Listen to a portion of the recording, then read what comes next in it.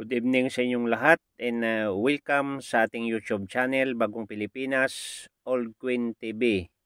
So mga idol, kung kayo ay baguhan pa lang po sa aking YouTube channel, kayo po ay aking anyayahan mag-subscribe, manood at palike at pakipindot mga idol ang notification bell para lagi tayong updated mga idol sa ating mga gagawing video tungkol sa mga lumang barya. So mga idol, ang ating topic ngayon tungkol sa bariyang ito na 25 Zen, no? So 1803 mga idol. So makikita natin mga idol 1803 hanggang 2002. Washington quarter dollar ito mga idol, no? Okay, so nakalagay po diyan mga idol, birthplace of aviation, no, and pioneers, no, yan po ang nakalagay diyan. And kung makikita nyo mga idol, yung bariyang ito, no, napakatanda na po dahil 1803 pa ito mga idol hanggang 2002, no. So mayroong isang tao diyan mga idol na parang ito yung suot-suot ni Armstrong, no, nung umakyat sa buwan, no. So ito po yun mga idol, yan ang pag-uusapan natin kung itong barya ba ito mga idol ay mayroon na bang halaga sa market place ngayon sa online mga idol.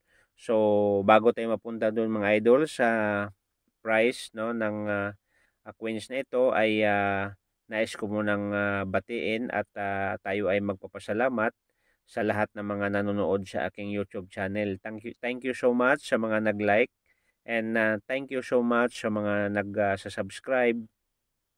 Sana wag tayong magsawa sa pagsuporta mga idol sa aking YouTube channel, Bagong Pilipinas, Old Queen TV.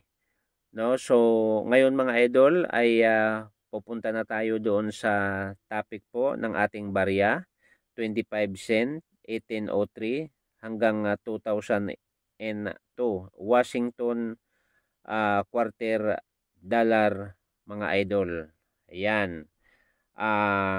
Mga idol, ang kanyang material o composition na ginawa sa baryang ito ay copper, nickel, clad and copper, no? And ang kanyang timbang mga idol, ang bigat ay 5.67 grams at ang kanyang diameter is 24.3 mm. Ang kanyang thickness po ay 1.75 mm. Okay mga idol, itong barya na to ay ang midmark po niya ay P, no? Ibig sabihin, Mint of Philadelphia, no? Mint P. So yan po 'yon, no? Okay po mga idol, ang kanyang mintage po ay 217,200,000 po. Yan po ang kabuuan ng description mga idol sa baryang ito. So mga idol, baka meron kayong ganitong uri ng barya, no? Baka pinagtatapon na po yan ng mga anak ninyo na walang kaalam-alam dahil itong barya nito mga idol ay tumataas po ang kanyang value. So pag-uusapan natin ngayon mga idol sa online kung magkaano po ang kanyang presyo sa dollars po. Merong bumibili nito mga idol ng 252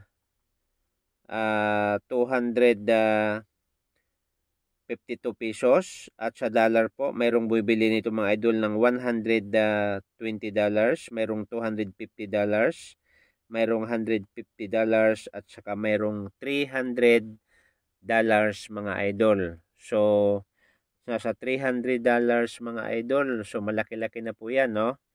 Nasa ano na po yun, no? May mahigit na po sa 15,000 pesos, no? Malaki na po yan, no? So yan po ang price ng coins na to mga idol. So yun mga idol, sana mayroon tayong nakukuhang information about sa bariyang ito, no? 25 cent 1803 hanggang 2002 Washington quarter dollar mga idol. So thank you so much at ulitin ko mga idol, hindi makumpleto yung video natin at YouTube natin. So sana mag-subscribe po tayo, mag-like at pakipindot po ang notification bell para lagi tayong updated sa ating YouTube channel, Bagong Pilipinas, Old Queen TV. Thank you so much mga idol, and shout out sa lahat ng mga new Queens collectors at saka sa mga old Queens collector. Shout out sa inyong lahat at sa mga nanonood. Thank you so much and welcome. See you the next video mga idol.